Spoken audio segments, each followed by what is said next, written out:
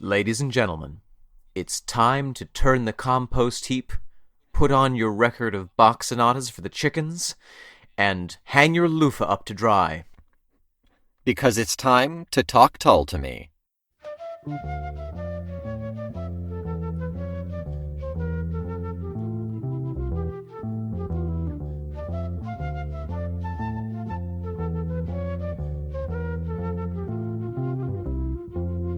Hello, I am Omen Sade. And I'm Nick McGill.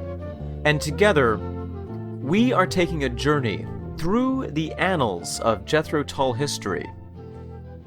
One song at a time, 1 week at a time. In chronological order, we will discuss each song, discuss our feelings about each song, and in general, have a grand old time talking about some Tull. Yes. Omen and I are not experts, per se, but we are enthusiasts. Yes, and we have a lifelong friendship based on listening to and discussing the works of Jethro Tull. I mean, it's not just that, but it's been a lot of it. It's pretty much the only thing that we have going. If we didn't have Tull, I don't know where we'd be. So, Nick, what are we talking about this week? This week, we are on track number 2 off of the second album, Stand Up. 1969. And this song is Jeffrey Goes to Leicester Square. Hit it.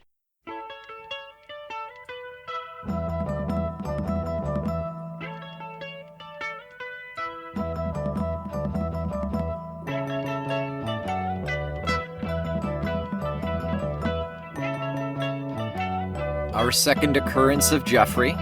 Jeffrey Hammond. Jeffrey Hammond. It's as if Ian Anderson is summoning him. He's like Beetlejuice. He has to sing him a song 3 times, and then he's summoned into the band. I Conjure Thee. Yeah. By Roslin's White Thigh. Ooh. Just the one white one.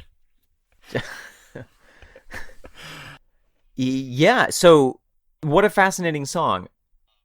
Listening to that right after listening to A New Day Yesterday, which really slaps the sauce out of your mama's mouth with rock and roll. This is so gentle. Jeffrey Going to Leicester Square is so gentle. It's really, I just want to, as an example, talk about the drumming. Yeah. It's like a gentle pitter. It's like a little patter. Is it patter drumming? Is it bongo in there? I do think it's some kind of a hand drum. Yeah.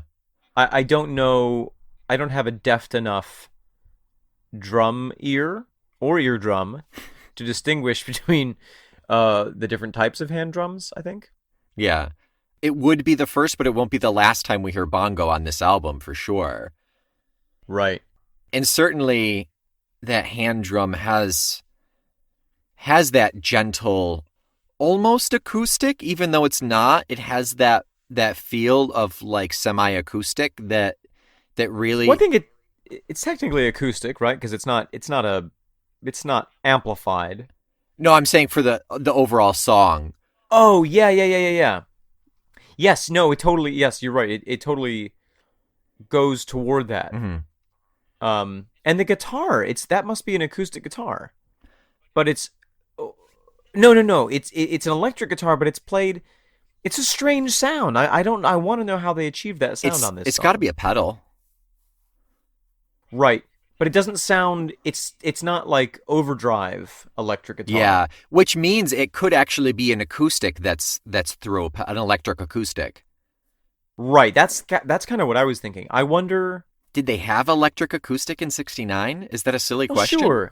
No, I don't think that's a silly question, but I think that they did. Okay. I'm wondering who played guitar on that song. Well, who are our options? Ian Anderson or Martin Lancelot Barr. Right. I mean, I'm assuming it would be Martin Barr.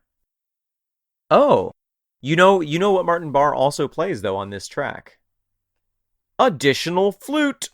Hey, nice. Double flutes. There it is. I just thought it was separate tracks. I didn't realize that that it was Martin playing the second one. Yeah. Huh. Yeah. It was Martin Lancelot Barr Martin. drawing his flute sword for justice. Old MLB. I love a juicy MLB.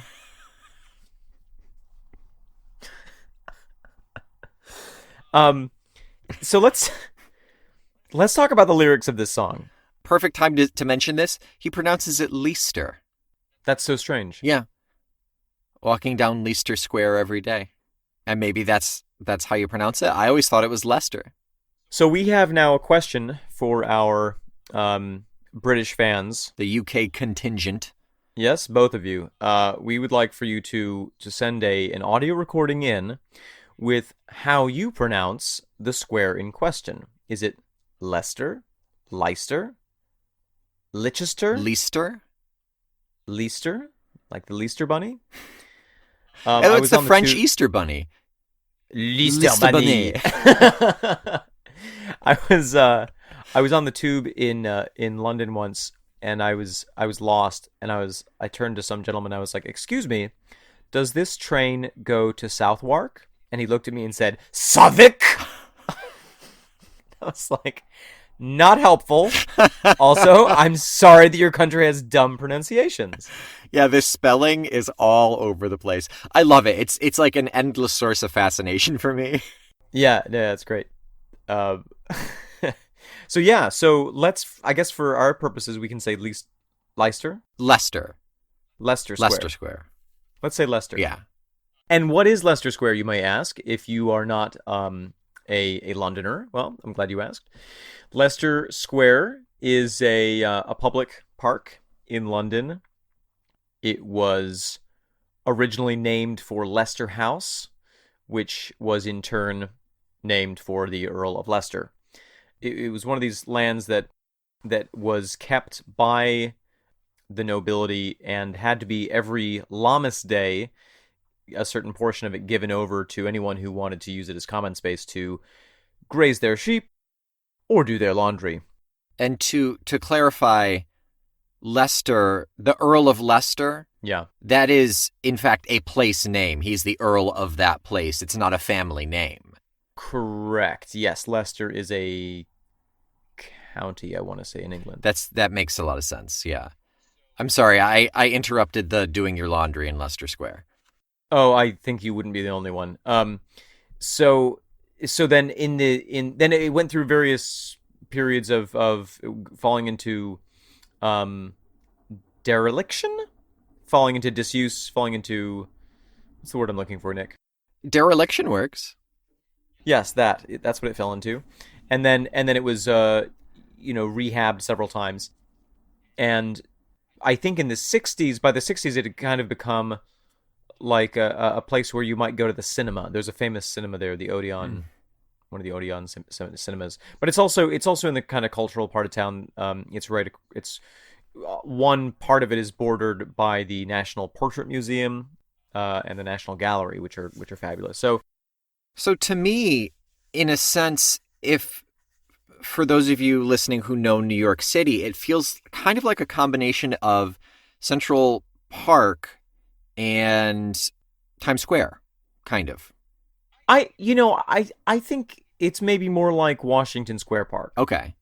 It's smaller. Okay. And it's not so in the thick of it, I think. It's a bit more of a small grassy park that you could maybe go and have a sit down at and then go off and meet your friends. I think it's the sort of place you might meet up with people. Yeah. But it would attract a diverse crowd. Right. Enter the character in question in the song. Jeffrey? And the bright city woman walking down Leicester Square every day. That's right. So, Nick, what is this song about? What do you get from this? I get two ideas from this. First of all, this doesn't feel like it's from the point of view like our first Jeffrey song was. It very well may be, but it doesn't feel that way to me. Well, it's certainly not in character like that one was. Yeah. So the first thing this makes me think of is the same thing as the first song we did. A New Day Yesterday. It feels like this is just a stop on the tour. And he's got limited time in the area. He sees her walking by every day. He's gonna make the move, and then he's gone. Yeah, I think there's something to that.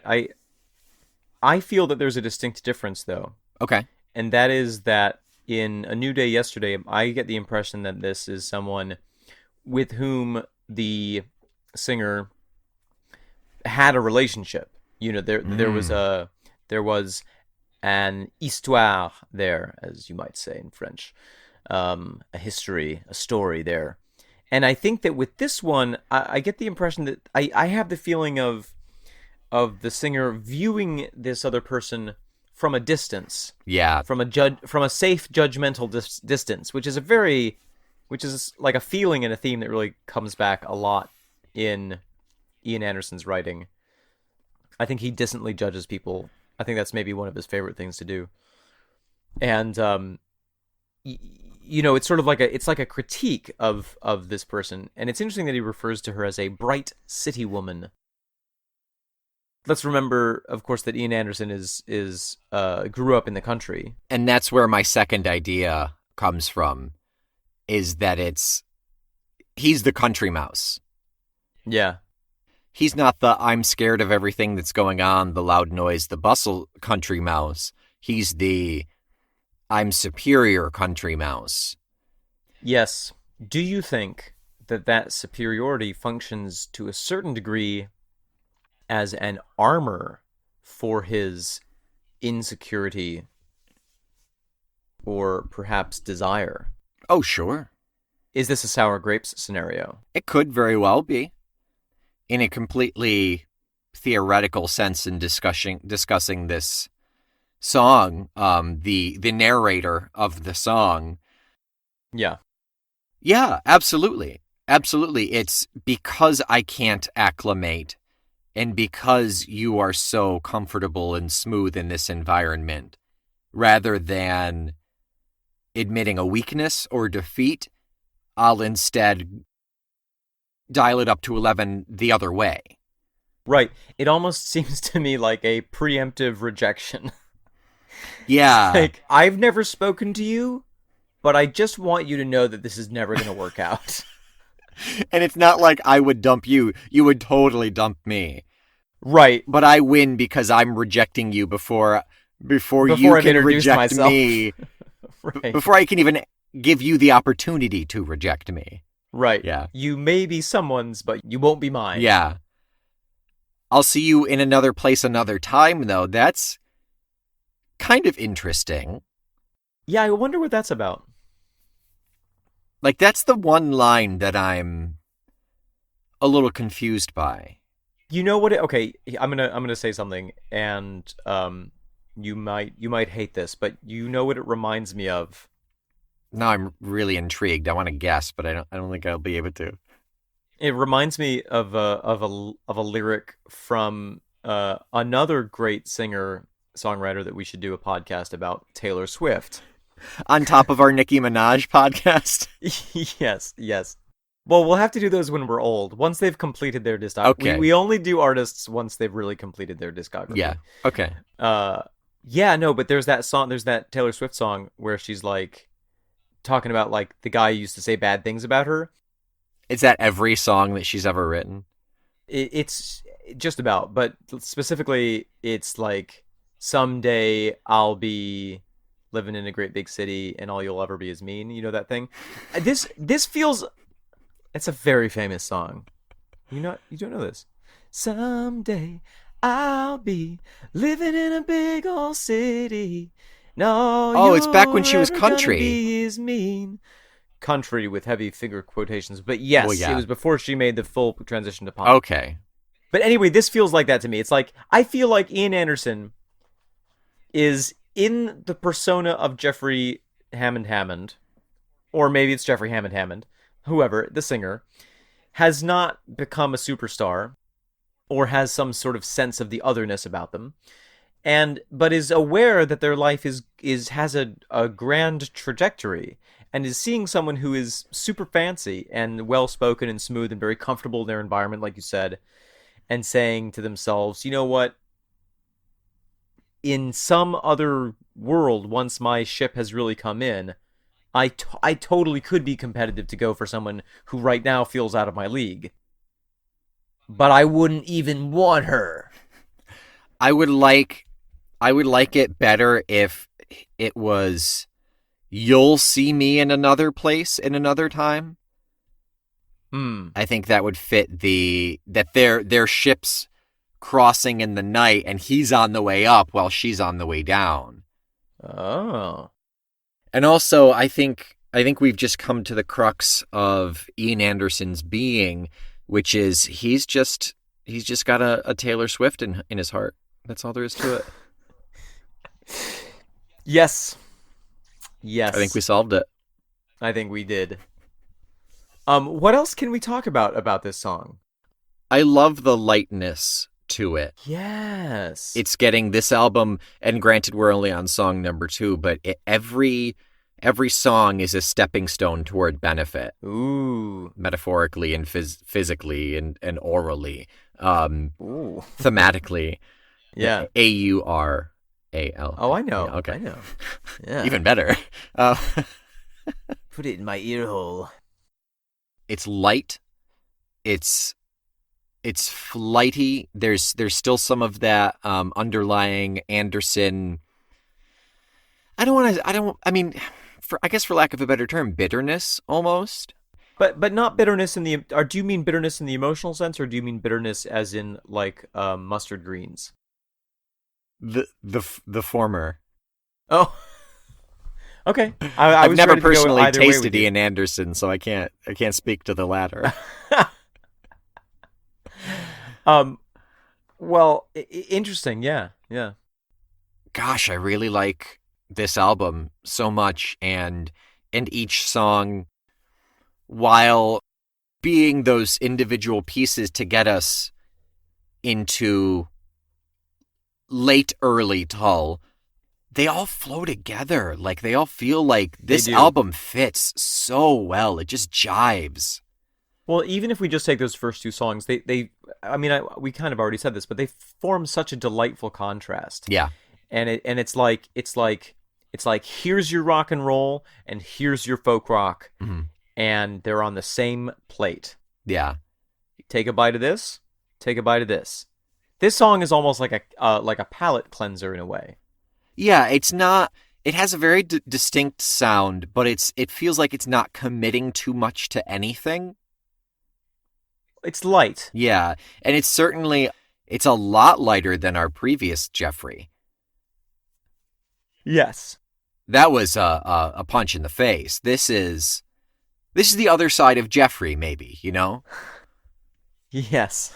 Yes. That was Jeffrey in a bar fight, and this is Jeffrey the next day walking in the park. This is contemplative, semi-philosophical Jeffrey Hammond. Yeah. I know it sounds like we're just joking about it, but yeah, I mean, I think that's a really good way to look at it. Right. Well, I mean, we've sort of discussed how possibly Jeffrey Hammond functioned as what's the word I'm looking for? A touchstone, perhaps, for Ian Anderson, or almost a vicarious other self. Yeah, vicarious is the word that I would use from what I've read and from what I'm getting from these songs. And so this is such an interesting thing to attribute to Jeffrey. And actually, you know what? Now that I think about it, I'm thinking about a song from Michael Collins, Jeffrey and Me. And that's later on. It is, yeah, that's I think Benefit. that's Benefit, yeah. When you listen to those 3 kind of chronologically, like, it's a beautiful arc. Like, song for Michael Collins, Jeffrey and Me is beautiful. It's slow. Yeah, that's like quite haunting. Yeah.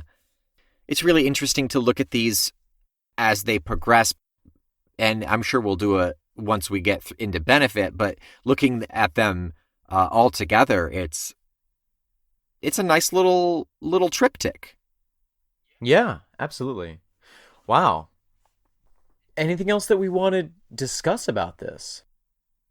If this song were an activity that you would play in a park, what Ooh. activity would it be?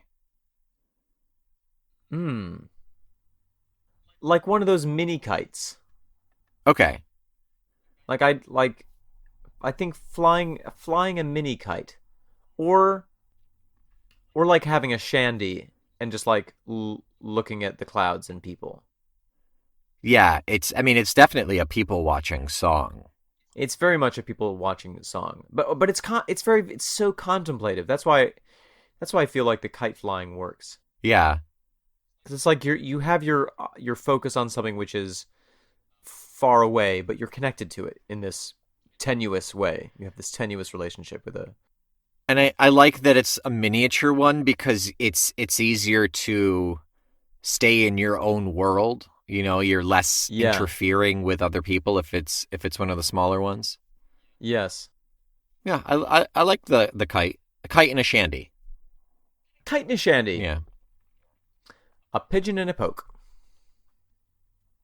Oh, a pig and a poke. Yeah, there you go. What's a poke?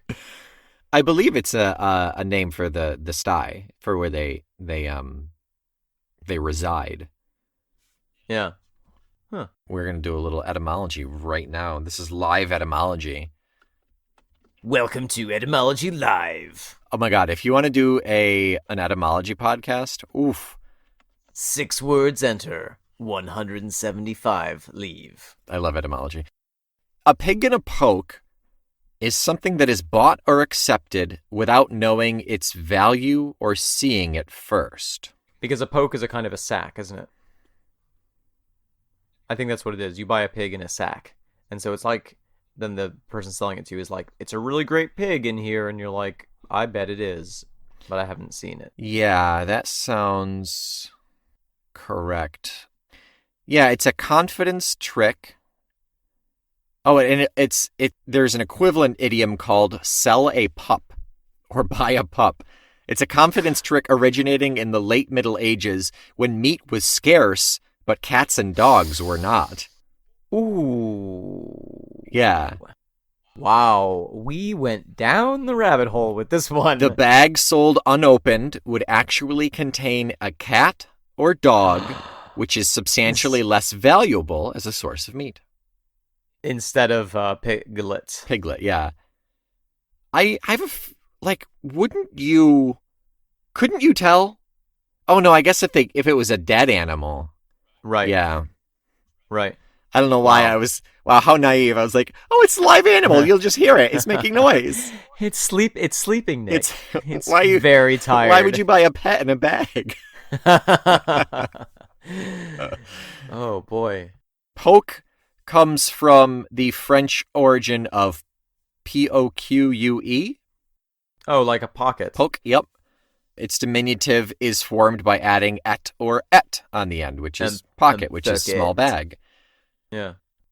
The full maxim is don't buy a pig in a poke. Don't buy a pig in a poke. Yep. Take it out of the poke. Always check your poke. Moral of the story. Is that a pig in your poke? Or are you just malnourished? or are you just puppy to see me?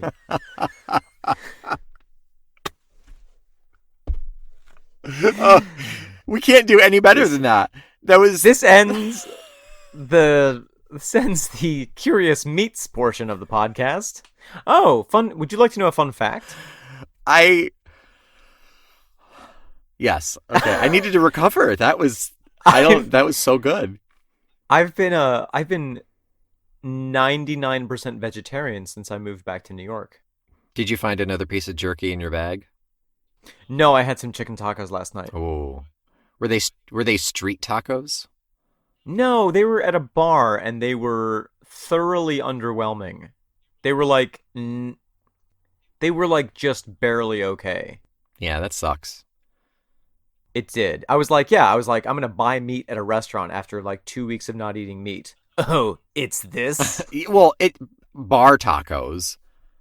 Well, some of them, I mean, they could have been good. But they weren't. But, in fact, they were not. But yeah, no, I've been vegetarian. Besides those. But I'm not like, I'm not. I don't identify as a vegetarian. Obviously, You're on the food spectrum. I'm on this. I'm on the food spectrum. Yeah. Yes. So that was Jeffrey Goes to Leicester Square. Unless you have anything else you wanna throw in there. No, I do not. Yeah. So that was Jeffrey Goes to Leicester Square.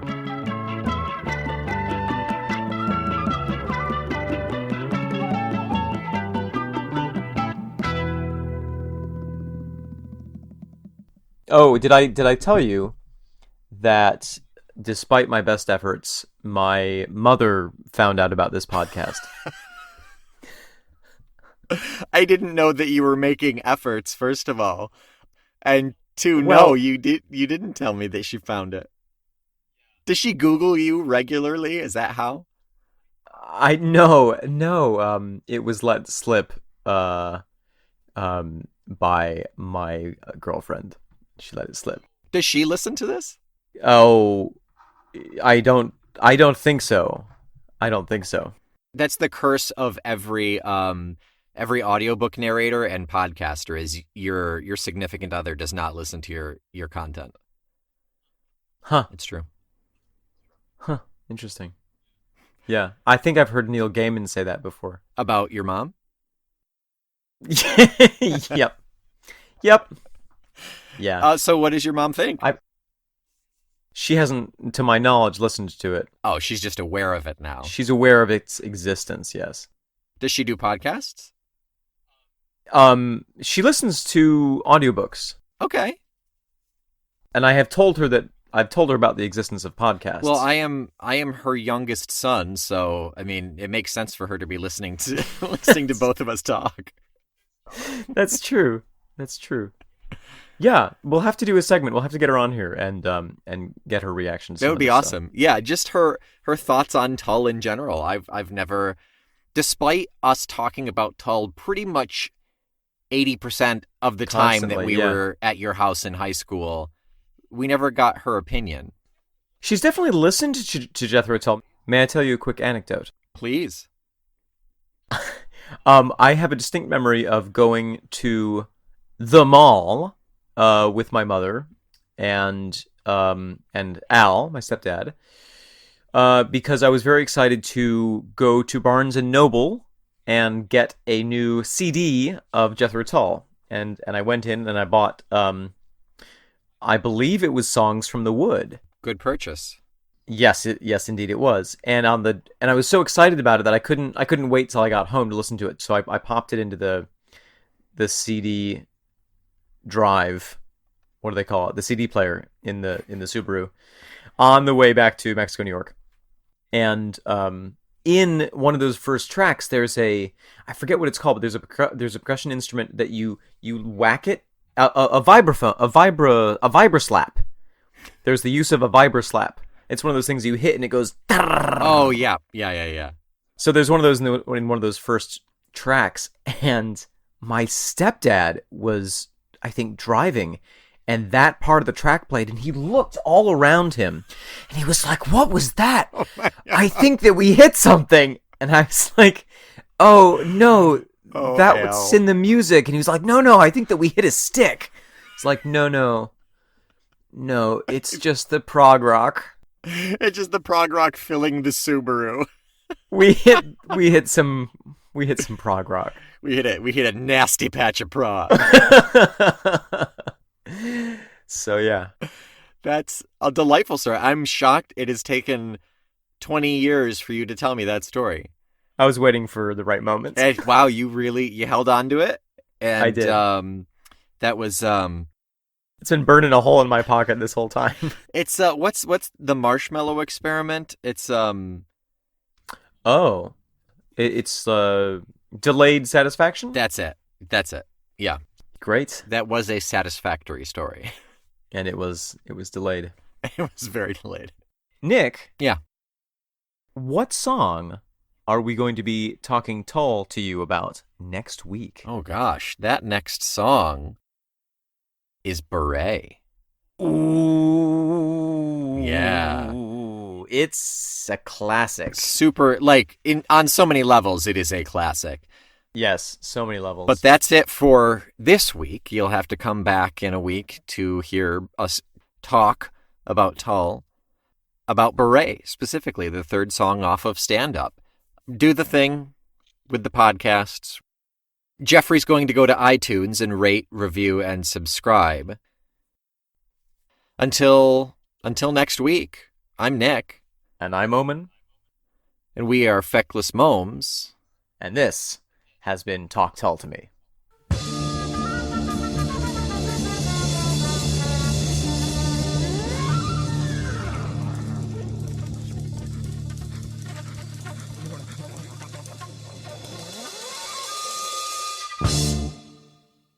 Oh, hey there. Talk Tull to Me is a proud member of the Feckless Momes audio network.